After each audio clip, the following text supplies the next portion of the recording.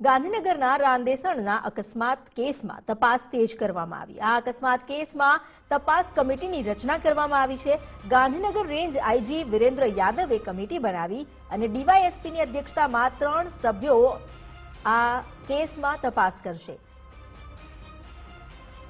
વધુ જાણકારી આપી રહ્યા છે સંવાદદાતા નિકુંજ જાની। જે નિકુંજ, જમિતા, ગઈકાલે જે ટેન્ડરની ઘટના ગાંધીનગરની અંદર બની હતી અને સમગ્ર કેસની તપાસ માટે એક તપાસ સમિતિ બનાવવામાં આવી છે।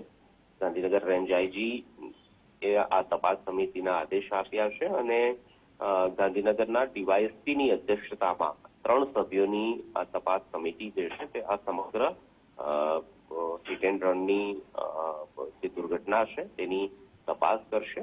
આરોપી ને તે જ સમયે પકડી લેવામાં આવ્યો છે, તેની પણ પૂછપરછ કરવામાં આવી રહી છે। આજે કોર્ટ સમક્ષ આરોપીને રજૂ કરીને રિમાન્ડની માંગણી પણ કરવામાં આવશે, પરંતુ આ સમગ્ર ઘટનાક્રમ ને લઈને એક તપાસ સમિતિના ગઈકાલે જ ગૃહમંત્રીએ આદેશ આપ્યા હતા અને તે આદેશના આધારે ગઈકાલે જ આ તપાસ સમિતિ જે છે તે બનાવી દેવામાં આવી છે।